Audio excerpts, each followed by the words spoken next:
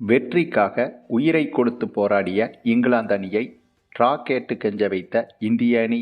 கடைசி நாளில் நடந்த பயங்கர ட்விஸ்ட். போட்டியை நிறுத்தி சர்ச்சையை கிளப்பிய இங்கிலாந்து வீரர்கள். நிலவரம் தெரிந்தும் சப்தமே காட்டாமல் இந்திய கேப்டன் சுப்மன் கில் செய்த பழிக்கு பழி சம்பவம். கிரிக்கெட் வரலாறு பார்த்திடாத முதல் நிகழ்வு. அதாவது இந்தியா மற்றும் இங்கிலாந்து அணிகளுக்கு எதிரான 4வது டெஸ்ட் போட்டி பரபரப்பாக நடந்து முடிந்திருக்கிறது. அதுவும் மற்ற பல நூறு டெஸ்ட் போட்டிகளைப் போல இந்த ஒரு போட்டி என்பது சாதாரணமாக முடியவில்லை. இந்த ஒரு போட்டி என்பது கிரிக்கெட் உலகில் பல வீரர்களுக்கு பாடமாக அமைந்துவிட்டது. ஆமாங்க, அதற்கு மிக முக்கிய காரணம் நம்ம இந்திய அணியின் சிறப்பான பேட்டிங் தாங்க. ஏனென்றால் இந்த போட்டி தொடங்கி முதல் 4 நாட்கள் வரை பரபரப்பாக நடந்து வந்தது. அதுவும் 5வது மற்றும் கடைசி நாளில்தான் உச்சகட்ட பரபரப்பை எட்டியது. ஏனென்றால் முதல் 4 நாட்கள் முடிவடைந்த நிலையில் இந்திய அணி 2 விக்கெட்டை இழந்து 174 ரன்கள் எடுத்திருந்த நிலையில், அதாவது இங்கிலாந்து அணியை விட கிட்டத்தட்ட 120 ரன்கள் பின்தங்கி இருந்தது இந்திய அணி. மேலும் 2 விக்கெட்டை மட்டுமே தான் இழந்திருந்தது இந்தியா.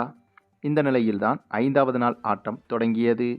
அதுவும் இந்த 5வது நாள் ஆட்டம் தொடங்கிய ஆரம்பத்திலேயே இந்திய அணிக்கு பயங்கர அதிர்ச்சியும் காத்திருந்தது. ஏனென்றால் 4வது நாள் ஆட்டத்தில் 63 ஓவர்கள் வரை நிலைத்து நின்று விளையாடிய KL ராகுலும் சுப்மன் கில்லும் 5வது நாள் ஆட்டம் தொடங்கிய சில ஓவர்களிலேயே இவர்களது விக்கெட்டை அடுத்தடுத்து பறிகொடுத்தனர். அதிலும் 90 ரன்கள் எடுத்திருந்த KL ராகுலும் 103 ரன்கள் எடுத்திருந்த சுப்மன் கில்லும் விக்கெட்டை இழந்த பிறகு இந்திய அணிக்கு இந்த விஷயம் பேரிடியாக மாறியது. ஏனென்றால் இந்த இருவர்தான் இந்திய அணியை இந்த போட்டியில் தோல்வியிலிருந்து மீட்டெடுப்பார்கள் என்று அனைவரும் எதிர்பார்த்தனர். ஆனால் இந்த இருவருமே 5வது நாள் ஆட்டம் தொடக்கத்திலேயே விக்கெட்டை இழந்தது என்பது இங்கிலாந்து அணியின் வெற்றியை உறுதி செய்வது போல மாறிவிட்டது. இவர்களுக்கு பிறகு இந்திய அணியின் பேட்ஸ்மேன் என்று பார்த்தால், அதாவது இதற்கு அடுத்து வரும் பேட்ஸ்மேன்கள் என்று பார்த்தால் ரிஷப் பண்ட், ஜடேஜா, வாஷிங்டன் சுந்தர் போன்றவர்களை மட்டும்தான் சொல்ல முடியும். இதில் ரிஷப் பண்டை மட்டும்தான் முழு நேர பேட்ஸ்மேன் என்று சொல்லலாம். மற்றபடி ஜடேஜா, வாஷிங்டன் சுந்தர் இவர்கள் ஆல்ரவுண்டர் பேட்ஸ்மேன்கள் தான். அப்படி இருக்கும்போது 5வது நாள் ஆட்டம் முழுவதும் ரிஷப் பண்ட், ஜடேஜா, வாஷிங்டன் சுந்தர் இந்த 3 பேரும் தாக்கு பிடிப்பார்களா என்ற சந்தேகமும் எழுந்தது. அது மட்டுமில்லாமல் இந்த போட்டியில் ரிஷப் பண்டிற்கு கடுமையான காயம் ஏற்பட்டதால் இவரால் நிற்பதற்கு கூட கஷ்டப்பட்டு வருகிறார். அப்படி இருக்கும்போது இவர் மீதும் பெரிதாக இந்த போட்டியில் எதிர்பார்க்க முடியாது. ஆக இப்படியாக இந்திய அணி கடுமையான சிக்கலில் 5வது நாள் தொடக்கத்திலேயே மாட்டிக்கொண்டது. இந்த சூழலில்தான் இந்திய அணி இந்த போட்டியில் தோற்கத்தான் போகிறது என்று இந்திய ரசிகர்கள் அனைவரும் எதிர்பார்த்து கொண்டிருந்த நிலையில், அடுத்ததாக பேட்டிங் செய்ய களமிறங்க வந்த வாஷிங்டன் சுந்தரும் ஜடேஜாவும் நின்று மேஜிக் ஒன்றை காட்டினாங்க பாருங்க.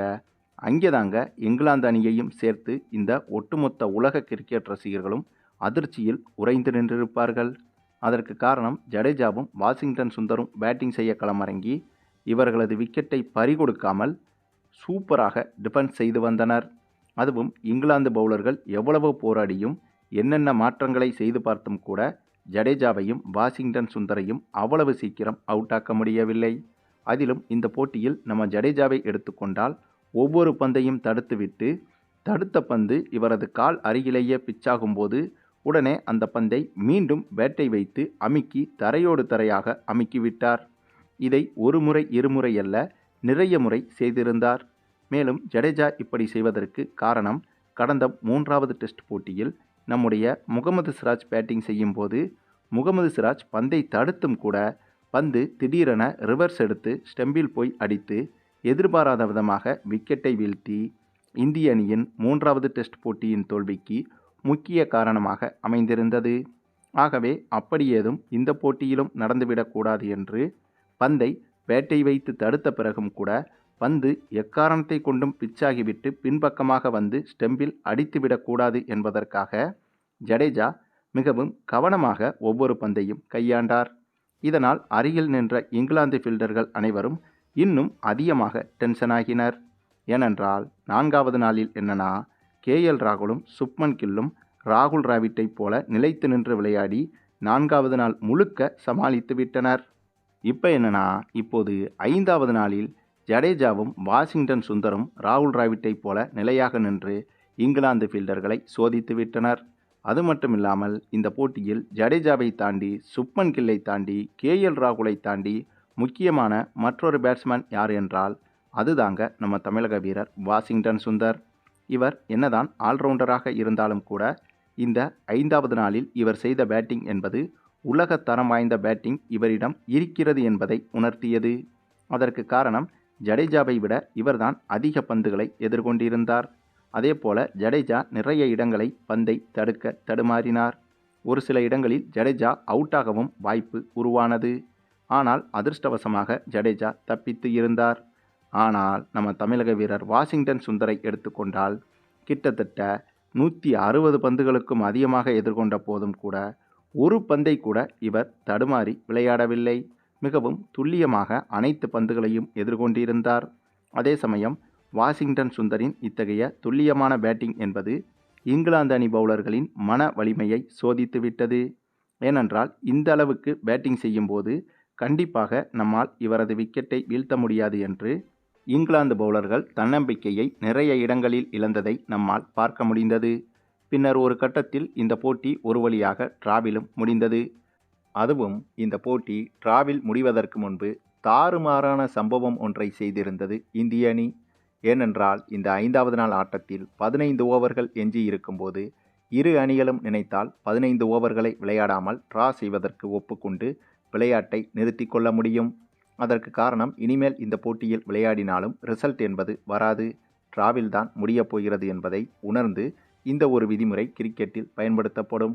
ஆகவே அதே விதிமுறையை நடுவர்கள் இந்த போட்டியிலும் பயன்படுத்த நினைக்க, அப்போது இங்கிலாந்து கேப்டன் பென் ஸ்டோக்ஸ் ரொம்ப நல்லதா போச்சியா சாமி, ஆளை விடுங்கயா அப்படின்னு சொல்லிட்டு ட்ரா செய்வதற்கு ஒப்புக்கொண்டு கை கொடுக்க வர, ஆனால் அங்கே தாங்க நம்ம இந்திய அணி வச்சாங்க பாருங்கள் ஒரு ட்விஸ்ட்டு. ஏண்டா எங்களையாடா கதற விடுறீங்க, மீதி இருக்கிற 15 ஓவரையும் முழுசாக போட்டு தாண்டா நீங்கள் மேட்சை முடிக்கணும் அப்படின்னு சுப்மன் கில் சொல்ல, இதை கேட்ட ஒட்டுமொத்த இங்கிலாந்து அணியும் அதிர்ச்சியில் உறைந்து நின்றது. இதுபோக களத்தில் நின்ற ஜடேஜாவிடம் சென்று இங்கிலாந்து கேப்டன் கதறுன்னு கதறிட்டாருங்க. உண்மையிலேயே கதறிட்டாருங்க. எப்பா இந்த போட்டியில் இன்னும் 15 ஓவர் விளையாடுறது வேஸ்ட்டுப்பா, உங்கள் டீம் கேப்டன் சுப்மன் கில் தான் ஒத்துக்கலை, நீயாவது கை கொடு, இங்கேயே மேட்சை முடிச்சுக்குவோம் அப்படின்னு கேட்டுக்கிட்டே இருக்க, ஆனால் ஜடேஜாவோ இங்கே பாரு தம்பி, அது என் கையில் இல்லை, எதா இருந்தாலும் நீங்கள் கேப்டன்கிட்ட தான் பேசணும் அப்படின்னு இவரும் சுத்தல்ல விட, அதுக்கப்புறம் என்ன செய்கிறதுன்னு தெரியாமல் இங்கிலாந்து வீரர்கள் ஒவ்வொருவரும் புலம்பியபடியே மீதி இருக்கும் ஓவர்களை வீசினார்கள். இதை மைதானத்தில் பெவிலியனிலிருந்து பார்த்து கொண்டிருந்த இந்திய வீரர்கள் சிரித்து கொண்டே சந்தோஷமாக பார்த்து ரசிக்க, அதே சமயம் இந்திய ரசிகர்களும் இங்கிலாந்து ரசிகர்களை சீண்டும் விதமாக தோல்விக்கு மேலே ஒரு தண்டனையை கொடுத்தமா அப்படிங்கிற மாதிரி கலாய்னு கலாய்ச்சி தள்ளிட்டாங்க இந்திய ரசிகர்கள். அது மட்டும் இல்லாமல் இந்த போட்டியில் இந்திய அணி வெற்றி பெற்றால் கூட இந்தளவுக்கு ரசிகர்கள் கொண்டாடி இருப்பார்களா என்பது சந்தேகம்தாங்க. ஆனால் இப்படி ஒரு போட்டியில் ட்ரா செய்திருப்பது என்பது வெற்றியை தாண்டிய கொண்டாட்டமாகவே பார்க்கப்படுகிறது. அதற்கு காரணம் 2 நாட்கள் இந்திய அணி ஆல் அவுட் ஆகாமல் விளையாடியிருக்கிறது. அதுவும் இங்கிலாந்து போன்ற மைதானத்தில் இங்கிலாந்து அணிக்கு எதிராக, அதுவும் ஒரு அணி நார்மலாக 2 நாட்கள் ஆல் அவுட் ஆகாமல் விளையாட வேண்டும் என்றால் கூட அவ்வளவு எளிதாக ஆல் அவுட் ஆகாமல் விளையாடிவிட முடியாது. ஆனால் ஒரு அணி 2 நாட்கள் ஆல் அவுட் ஆகாமல் பேட்டிங் செய்யவில்லை என்றால் கண்டிப்பாக இந்த போட்டியில் தோல்வி அடைவதை தாண்டி இந்த தொடரையும் இழந்துவிடும் என்ற அந்த பதட்டத்தோடு 2 நாட்கள் விக்கெட்டுகளை இழக்காமல் விளையாடுவது என்பது மிக மிக கடினம். அதனால்தான் இந்த போட்டியை இந்திய அணி ட்ரா செய்த போது இந்திய ரசிகர்கள் அனைவரும் மைதானம் முழுக்க ஆரவாரத்தை தெரிவிக்கவிட்டனர். ஆக மொத்தம் இந்த போட்டியை ட்ரா செய்ததன் மூலமாக இந்த தொடரை இழக்கும் வாய்ப்பை இந்திய அணி தவிர்த்துவிட்டது. இதற்கு பிறகு அடுத்து நடக்க இருக்கும் 5வது டெஸ்ட் போட்டியில் இந்திய அணி வெற்றி பெற்றுவிட்டால் இந்த தொடரை 2-2 என்ற கணக்கில் சமநிலையில் முடித்துவிடலாம். சரி, நீங்கள் சொல்லுங்கள், இந்திய அணியின் இந்த ஒரு பெர்ஃபார்மன்ஸை பற்றியும், குறிப்பாக முதல் இன்னிங்ஸில் சாய் சுதர்சன், 2வது இன்னிங்ஸில் சுப்மன் கில், KL ராகுல், ஜடேஜா மற்றும் வாஷிங்டன் சுந்தர் போன்றவர்களின் மிரட்டலான இன்னிங்ஸை பற்றியும் உங்களுடைய கருத்துக்களையும் கமெண்டில் தெரிவிங்க. மேலும் இந்த வீடியோ பிடிச்சிருந்தா லைக் பண்ணுங்கள், மற்ற அனைவருக்கும் ஷேர் பண்ணுங்கள், மறக்காமல் நம்ம சேனலை சப்ஸ்கிரைப் பண்ணுங்கள்.